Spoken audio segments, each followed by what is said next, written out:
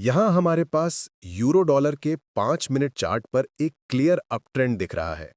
हम Fibonacci retracement tool को हाल के इम्पल्स मूव की शुरुआत से एंड तक लगाते हैं और गोल्डन जोन पर एक बाय लिमिट सेट करते हैं। इसका मतलब है कि अगर प्राइस उस लेवल तक पुल बैक करती है तो ये हमारे लिए मार्केट में एंट्री लेने और अप ट्रेंड का फायदा उठाने का सही मौका होता है। लेकिन अचानक प्राइस गिर जाती है और हमारा ट्रेड लॉस में चला जाता है। ये समझने के लिए कि ऐसा क्यों हुआ, हम 1 आवर चार्ट पर जूम आउट करते हैं और पता चलता है कि लोअर टाइम फ्रेम पर तो बुलिश मूव दिख रहा था, लेकिन हायर टाइम फ्रेम पर ओवरऑल ट्रेंड एक्चुअली बेरिश था। जो 5 मिनट चार्ट पर अप ट्रेंड लग रहा था, वो असल में एक करेक्टिव मूव था जो बड़े डाउन ट्रेंड के अंदर हुआ था। जैसे ही प्राइस ने हायर टाइम फ्रेम डायरेक्शन को रिज्यूम किया, हमारा ट्रेड लॉस में चला गया। दूसरे ट्रेडिंग एग्जाम्पल में हम 1 आवर चार्ट पर एक क्लियर डाउन ट्रेंड देखते हैं। लिक्विडिटी जोन के ऊपर एक फेयर वैल्यू गैप दिखता है जो शॉर्ट ट्रेड के लिए प्रॉमिसिंग लगता है। तो चलो ट्रेड सेटअप करते हैं। शुरू में प्राइस थोड़ी रिएक्ट करती है, लेकिन बाद में फिर से हमारे स्टॉप लॉस को हिट कर देती है और हम सोचने लगते हैं कि गलती कहाँ हुई। जब हम डेली चार्ट पर जूम आउट करते हैं तो पता चलता है कि प्राइस एक मेजर सपोर्ट जोन तक पहुंच चुकी थी और हमने उसी के बाद सेल पोजीशन ओपन की थी। इसका मतलब हमने हायर टाइम फ्रेम रिवर्सल के अगेंस्ट ट्रेड किया और इसी वजह से हमारा सेटअप फेल हो गया। अब सवाल यह है कि ऐसी गलती से बचे कैसे। इसका मतलब ये नहीं है कि तुम्हें मंथली टाइम फ्रेम से लेकर 5 मिनट चार्ट तक हर लेवल एनालाइज करना पड़ेगा। एक्चुअली 3 से ज्यादा टाइम फ्रेम्स यूज करना अननेसेसरी नॉइस पैदा करता है। उससे ज्यादा कुछ या तो बहुत हाई लेवल हो जाता है या फिर इतना जूम्ड इन कि मीनिंगफुल कॉन्टेक्स्ट नहीं देता। इस वीडियो में हम तुम्हें दिखाएंगे कि डेली या हायर टाइम फ्रेम बायस कैसे आइडेंटिफाई किया जाए, ताकि तुम बिगर पिक्चर के साथ अलाइन रहो और कॉस्टली मिस्टेक्स से बच सको। अगर तुम्हें ये यूजफुल लगे तो वीडियो को लाइक करना मत भूलना। हम 3 टाइप्स के टाइम फ्रेम्स के साथ काम करते हैं। सबसे पहले आता है मेन टाइम फ्रेम, जहां हम ज्यादातर एनालिसिस करते हैं, मार्केट डायरेक्शन और स्ट्रक्चर आइडेंटिफाई करते हैं, लिक्विडिटी जोन्स और इम्बैलेंसेस स्पॉट करते हैं और ट्रेडिंग जोन मार्क करते हैं। अगर कंफर्मेशन चाहिए और ट्रेड लेने में पूरा कॉन्फिडेंस नहीं है, तो हम लोअर टाइम फ्रेम पर जूम करके एक्स्ट्रा सिग्नल्स ढूंढ सकते हैं। जैसे अगर हमने 1 आवर चार्ट पर डिमांड जोन मार्क किया है, लेकिन एक्स्ट्रा वैलिडेशन चाहिए, तो हम 5 मिनट चार्ट पर जा सकते हैं ये देखने के लिए कि प्राइस उस जोन पर कैसे रिएक्ट कर रही है। प्राइस एक्शन के सिग्नल्स जैसे लॉन्ग विक रिजेक्शंस या double bottom pattern strong conformations की तरह काम कर सकते हैं कि जोन को रिस्पेक्ट किया जा रहा है। ऐसे लोअर टाइम फ्रेम क्लूज हमें लॉन्ग एंट्री लेने में ज़्यादा कॉन्फिडेंस देते हैं। दूसरी तरफ हायर टाइम फ्रेम को चेक करना भी उतना ही ज़रूरी है, ताकि बिगर पिक्चर साफ दिखे और हमारा एनालिसिस ओवरऑल मार्केट डायरेक्शन के साथ अलाइंड रहे। उदाहरण के लिए, एक आइडियल ट्रेडिंग सिनारियो तब होता है जब हायर और लोअर दोनों टाइम फ्रेम्स अप ट्रेंड दिखा रहे होते हैं। एक स्ट्रॉन्ग सेटअप तब बनता है जब लोअर टाइम फ्रेम पर मार्केट स्ट्रक्चर शिफ्ट ठीक उसी की जोन पर होता है जो हायर टाइम फ्रेम पर आइडेंटिफाई किया गया है। अब हम आज के वीडियो के मेन टॉपिक पर आते हैं। हायर टाइम फ्रेम को एनालाइज करके डेली बायस कैसे डिटरमिन किया जाए। लेकिन पहले ये समझते हैं कि डेली बायस डिटरमिन करना ज़रूरी क्यों है और हायर टाइम फ्रेम का इतना महत्व क्यों है। पहला रीज़न है कि हायर टाइम फ्रेम के लेवल्स ज़्यादा इंपॉर्टेंट होते हैं। एक की लेवल पर छोटी सी रिएक्शन भी लोअर टाइम फ्रेम्स पर बड़े ट्रेंड चेंज का कारण बन सकती है। इसलिए किसी भी ट्रेड में एंट्री लेने से पहले ये देखना ज़रूरी है कि प्राइस के पास हायर टाइम फ्रेम सप्लाई या डिमांड जोन तक पहुंचने से पहले कितना रूम बचा है। इससे हम ज़्यादा एक्यूरेट टारगेट्स और स्टॉप लॉस सेट कर सकते हैं और ऐसे ट्रेड से बच सकते हैं जो फेल होने की संभावना रखते हैं। उदाहरण के लिए, यहाँ यूएसडी जेपीवाई के 1 आवर चार्ट पर हम एक स्ट्रॉन्ग अप ट्रेंड देख सकते हैं। पहली नज़र में ये बुलिश मार्केट लॉन्ग एंट्री के लिए परफेक्ट लगती है, लेकिन प्राइस ने नया हायर हाई नहीं बनाया और वही लेवल 2 बार रिजेक्ट करने के बाद रिवर्स कर गई। अब जब हम डेली टाइम फ्रेम पर जूम आउट करते हैं तो साफ दिखता है कि ये एरिया हाल ही में स्ट्रॉन्ग सपोर्ट और रेजिस्टेंस की तरह एक्ट कर रहा था। तो भले ही 1 आवर चार्ट पर बुलिश मोमेंटम स्ट्रॉन्ग था, मार्केट ने रिवर्सल लिया। इससे साफ होता है कि हायर टाइम फ्रेम के की लेवल्स क्यों ज़्यादा क्रूशल होते हैं, क्योंकि वो लॉन्ग टर्म ट्रेंड्स और स्टेबल इंटरेस्ट जोन्स को रिफ्लेक्ट करते हैं। दूसरा रीज़न है मैक्रो ट्रेंड को आइडेंटिफाई करना। सबसे अच्छे ट्रेडिंग सेटअप्स तब बनते हैं जब हायर और लोअर दोनों टाइम फ्रेम्स एक ही डायरेक्शन में हों। सोचो तुमने 15 मिनट चार्ट पर बेरिश स्ट्रक्चर देखकर ट्रेड एंट्री ले ली, लेकिन हायर टाइम फ्रेम चेक नहीं किया, तो शायद वो डाउन ट्रेंड असल में एक लार्जर बुलिश ट्रेंड के अंदर करेक्टिव मूव हो। ऐसे में प्राइस कभी भी रिवर्स होकर मेजर बुलिश डायरेक्शन में जा सकती है। इसके ऑपोजिट, जब lower time frame setup higher time frame trend के साथ अलाइन होता है, तब तुम ओवरऑल मोमेंटम के साथ ट्रेड कर रहे होते हो। इससे तुम्हारी सक्सेस की प्रोबेबिलिटी काफी बढ़ जाती है, क्योंकि तुम मार्केट की डोमिनेंट डायरेक्शन के खिलाफ नहीं लड़ रहे होते। तीसरा रीजन है नॉइज और फेकआउट्स को फिल्टर करना। लोअर टाइम फ्रेम्स में अक्सर बहुत सारा मार्केट नॉइज होता है, अनप्रिडिक्टेबल प्राइस स्विंग्स और फॉल्स ब्रेकआउट्स जो आसानी से ट्रेडर्स को गलत एंट्रीज लेने पर मजबूर कर देते हैं। लेकिन अगर हम पहले हायर टाइम फ्रेम बायस आइडेंटिफाई कर लें, तो हमें मार्केट की डोमिनेंट डायरेक्शन की क्लैरिटी मिल जाती है। इससे हम उन सेटअप्स को फिल्टर कर सकते हैं जो ब्रॉडर ट्रेंड के खिलाफ जाते हैं, और शॉर्ट टर्म करेक्शंस या कंसोलिडेशन फेजेस में होने वाले फेकआउट से बच सकते हैं। उदाहरण के लिए, 5 मिनट चार्ट पर तुम्हें ऐसा लगेगा कि प्राइस ने हाल के लो के नीचे ब्रेकआउट किया है, लेकिन अगर higher time frame trend bullish है, तो वो ब्रेकआउट असल में लिक्विडिटी ग्रैब हो सकता है, जिसके बाद प्राइस फिर ऊपर रिवर्स हो जाती है। बिना हायर टाइम फ्रेम पर्सपेक्टिव के ऐसी सिचुएशंस में लॉस होना ऑलमोस्ट तय है। अब जब तुम समझ गए हो कि हायर टाइम फ्रेम्स क्यों इतने इंपॉर्टेंट है, तो चलो मैं तुम्हें बताता हूं कि चार्ट पर हायर टाइम फ्रेम बायस कैसे फाइंड किया जाता है और कौन-कौन से concepts step by step use होते हैं। अब बात करते हैं मल्टीपल टाइम फ्रेम्स यूज करने की, ताकि हम बेहतर ट्रेडिंग डिसीजंस ले सकें।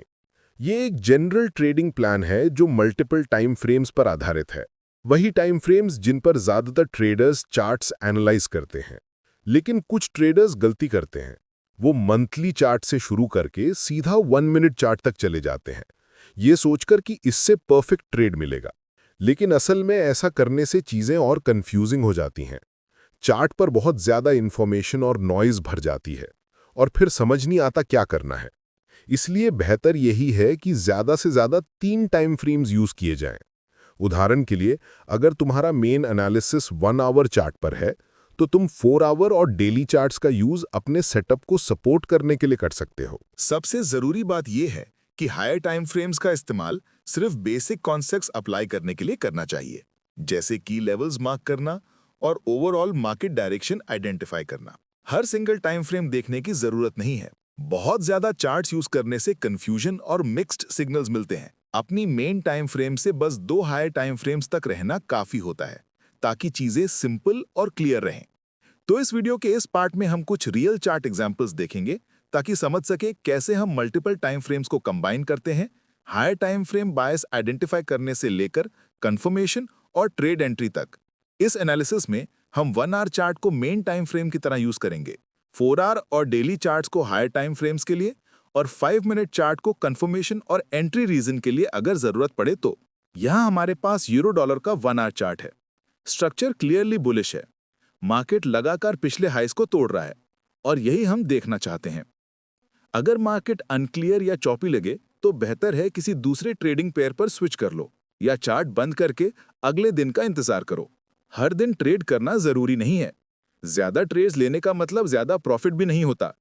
तो 1 our chart clearly up trend दिखा रहा है, और हम सिर्फ बाइंग में इंटरेस्टेड हैं, लेकिन अभी हम एंट्री नहीं कर सकते, क्योंकि प्राइस बहुत तेजी से ऊपर गया है और किसी भी वक्त करेक्शन कर सकता है। इसलिए हमें पुलबैक का इंतजार करना चाहिए, ताकि बेटर प्राइस पर एंट्री मिल सके। अब सवाल है, हमारा ऑप्टिमल एंट्री जोन कहाँ है?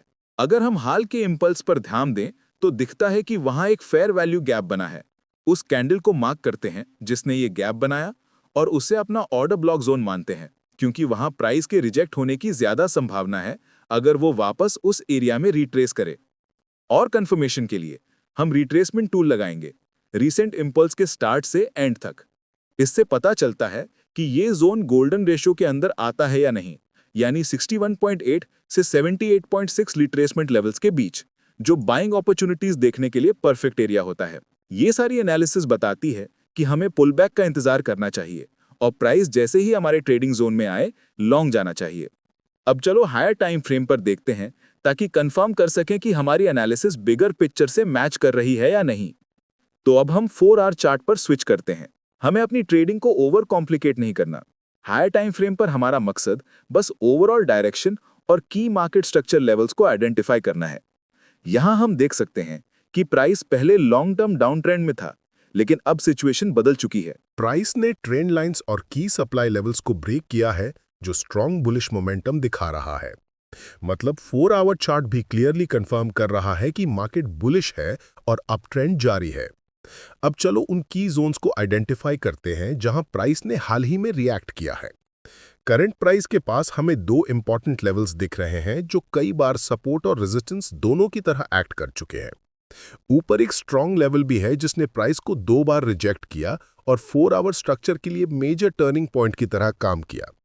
इससे ये जोन काफी इंपॉर्टेंट बन जाता है और पॉसिबल है कि प्राइस वहां पहुंचकर फिर से रिएक्ट करे। इसका मतलब अगर हम लॉन्ग जाएं तो हमारा लॉन्ग टर्म टारगेट वही अपर रेजिस्टेंस जोन होना चाहिए। लेकिन फिलहाल प्राइस के पास अभी उस लेवल तक जाने की काफी स्पेस है। ये सारी बातें देखकर हायर टाइम फ्रेम एनालिसिस पूरी तरह से लोअर टाइम फ्रेम की ऑब्जर्वेशन से मैच कर रही है। तो अब वापस 1 आवर चार्ट पर चलते हैं। अब जब हायर टाइम फ्रेम भी बुलिश ट्रेंड कंफर्म कर रहा है तो ऑर्डर ब्लॉक पर बाय पोजीशन कंसिडर करना समझदारी होगी और स्टॉप लॉस उसी के नीचे रखना चाहिए।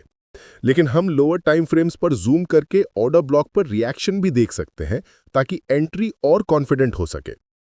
पहले वेट करो कि प्राइस उस जोन के पास आए, फिर 5 मिनट चार्ट पर स्विच करो। यहां हमें बस एक क्लियर रिएक्शन देखना है। ये reaction simple long wick rejection भी हो सकता है जो इंटरेस्ट कंफर्म करने के लिए काफी है।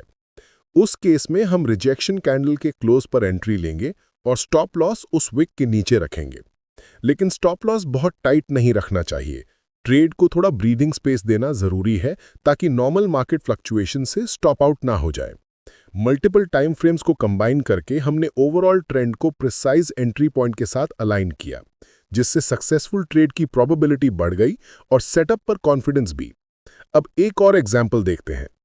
यहां पाउंड डॉलर के 1 आवर चार्ट पर क्लियरली डाउन ट्रेंड दिख रहा है। रीसेंट इंपल्स ने इम्बैलेंस बनाया है और साथ ही इक्वल हाइज भी फॉर्म किए हैं। मतलब लिक्विडिटी इस लेवल के ऊपर गैदर हुई है।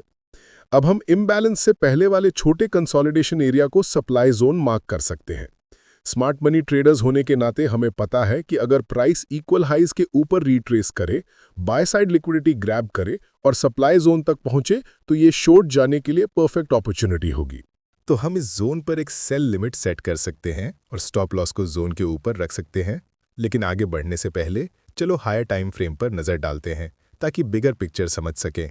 यहाँ 4 आवर चार्ट पर हम देख सकते हैं कि प्राइस एक स्ट्रॉन्ग सपोर्ट एरिया को टच कर चुकी है। प्राइस ने हाल ही में कई बार इस लेवल पर रिएक्ट किया है। ये लेवल प्राइस के लिए एक टर्निंग पॉइंट रहा है और हर बार जब प्राइस यहाँ से मूव हुई है, मूव्स काफ़ी शार्प रहे हैं। ये सारी बातें दिखाती हैं कि ये एक हायर टाइम फ्रेम की लेवल है। इसका मतलब अब जब प्राइस फिर से जोन को टच कर रही है तो अब साइड की तरफ रिजेक्शन होने की ज़्यादा पॉसिबिलिटी है और 1 आवर चार्ट पर दिख रहे बेरिश प्रेशर के बावजूद प्राइस को ऊपर पुश करने की स्ट्रेंथ है। तो अगर हम वापस 1 आवर चार्ट और अपने आइडेंटिफाइड सेटअप पर जाएं तो ये ट्रेड लेना काफ़ी रिस्की हो जाएगा। और अगर हम प्राइस को आगे चलाएं तो आप देख सकते हैं कि प्राइस ने हायर टाइम फ्रेम लेवल पर कितनी स्ट्रॉन्ग रिएक्शन दी, स्टॉप लॉसेस को हिट किया और फिर डायरेक्शन रिवर्स कर ली। ये एक परफेक्ट एग्जाम्पल है कि लोअर टाइम फ्रेम सेटअप पर ट्रेड लेने से पहले हायर टाइम फ्रेम जोन्स को चेक करना कितना ज़रूरी है। इसलिए हमेशा मल्टी टाइम फ्रेम एनालिसिस को अपनी स्ट्रैटेजी में इंक्लूड करो ताकि ऐसे सेटअप से बच सको जो दिखने में परफेक्ट लगते हैं लेकिन बड़े मार्केट मूव्स के अगेंस्ट चली जाते हैं। तो दोस्तों बस इतना ही इस वीडियो के लिए। उम्मीद है ये हेल्पफुल रहा होगा। अगर अच्छा लगा तो लाइक बटन दबाओ और अपने थॉट्स और क्वेश्चंस कमेंट में बताना मत भूलना। मिलते हैं अगले वीडियो में। Happy trading.